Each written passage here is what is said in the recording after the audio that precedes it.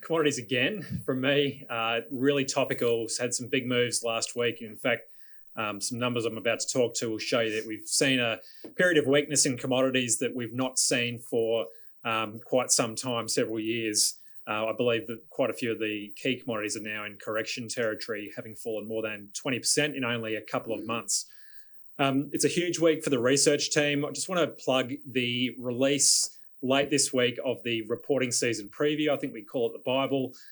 You recall that there are one-page previews on pretty much every industrials stock that we cover, those with earnings at least anyway.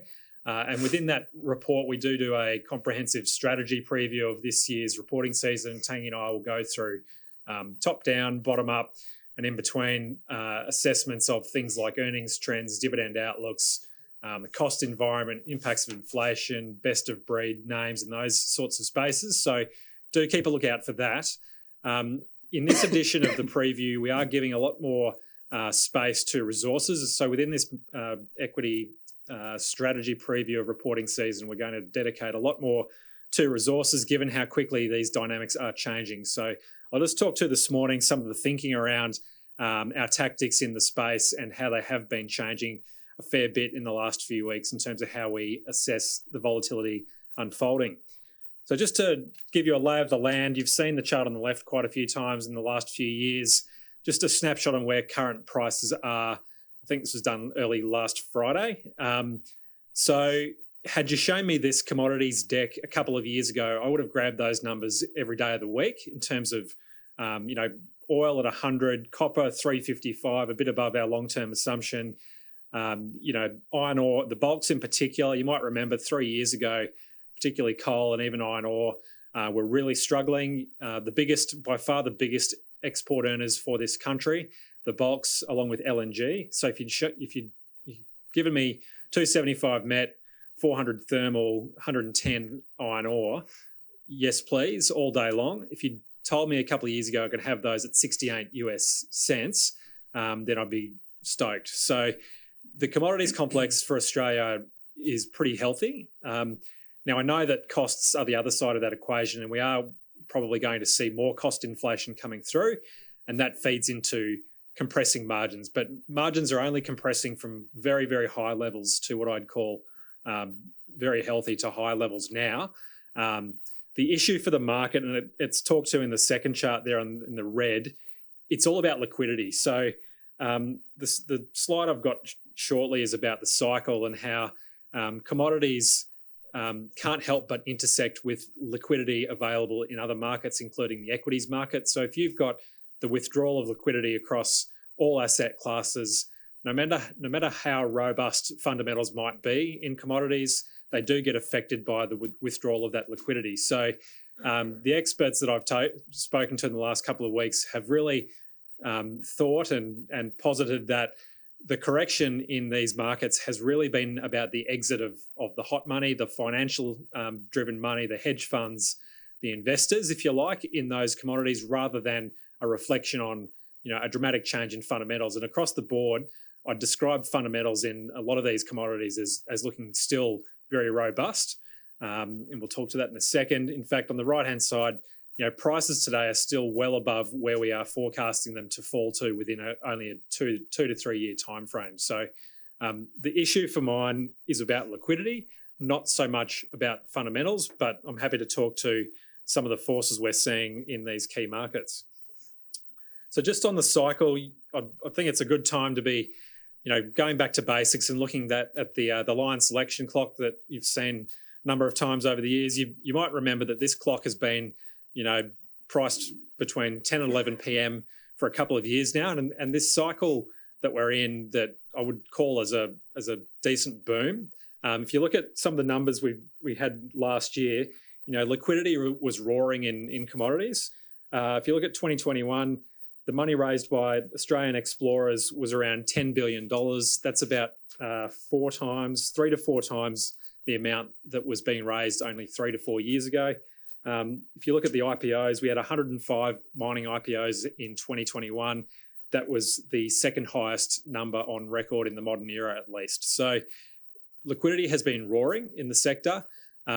It's not much of a stretch to see that if you've got withdrawal of liquidity from central banks flowing through every other asset class, it only makes sense that despite fundamentals being okay, that liquidity affects withdrawal of money from this sector. So those fundamentals beneath those movements are actually quite strong. What has driven this cycle hasn't really been about demand. Yes, we do have some pretty amazing drivers, structural drivers in electrification, decarbonisation, but they're multi-decade drivers that are still there and will take a long time to unfold. What drove the current cycle was really about the supply side severely underwhelming what has been pretty normal demand. So think about how difficult it is to approve any new production these days. Think about the constraints on people, equipment, financing, timeframes to approval, et cetera, et cetera. The issues aren't isolated to this country. It's industry-wide. Think about the discipline among mining producers these days. I can't remember an idiotic deal by large companies like we saw 10 to 15 years ago. These companies are all run by very highly disciplined boards that were installed there for that capital discipline and for their ability to control costs. And what that has manifested in is an extremely tight supply situation, which doesn't change. In fact, what is unfolding now with what we might see around, with the withdrawal of liquidity from the sector for financial reasons elsewhere, largely, is only going to exacerbate the tightness and the underinvestment in the supply side. So I'm sort of cutting to the conclusion here, but what I think might happen if we do get a recession, and that's the fear that is being priced in by investors, if we do get a genuine, couple of quarters of negative growth, that is only going to further exacerbate the supply situation, such that when demand naturally does step up again, you're going to probably get more severe, probably shorter cycles where supply disappointment is only going to generate more severe reactions to the upside. And you've had a taste of that in some of the key markets in Australia around coal in particular, where prices for thermal rose eightfold in 3 halves, and for met, I think we rose about 5-fold in the space of a year. So unfortunately, I think what this cycle might manifest in is, a temporary withdrawal of liquidity. You might see less money being raised for explorers. You might see less money being put into the ground in terms of exploration, in terms of growth.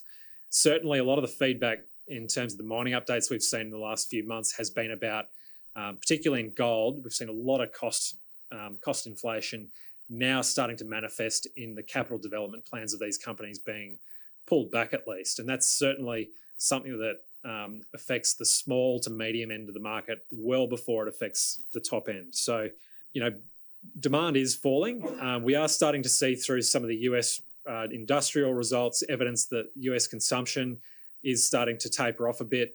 That's one thing we really will keep an eye on in the next few weeks in terms of how that might flow through to housing market in key markets and obviously commodities activity and steel production overall. So what I'm trying to get at is things are dynamic. It's why the sector's so interesting. The investors are fearing recession. You see the word everywhere. We've heard about, Noxie talks about investors, pay 5 times more attention to that type of press than anything else.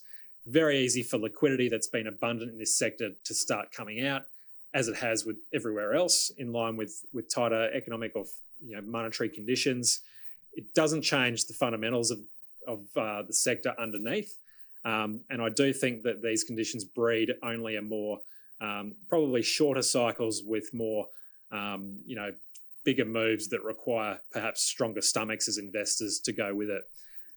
How do you play the sector? Look, it's really focusing on those established miners that have the discipline and the balance sheets to get through. All of our key picks, all of our best ideas, the BHPs, the Santos's, the South 32s, the Whitehavens, the big guys, they're all in prime condition. Staggering financial health in this sector. Think about the dividends being paid across. Let's look at the dividends paid by the Australian share market over the last 10 years.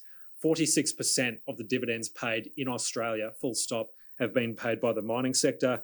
That's a function of the discipline, the boards in charge of these companies, the balance sheets, the capital allocation decisions, they're not going to change. So these miners are going to look after us through the cycle. I don't know what that cycle looks like short term, but if you've got the foresight to look through it, I think there are going to be some great opportunities on the way through, and certainly happy to stick with those large established names.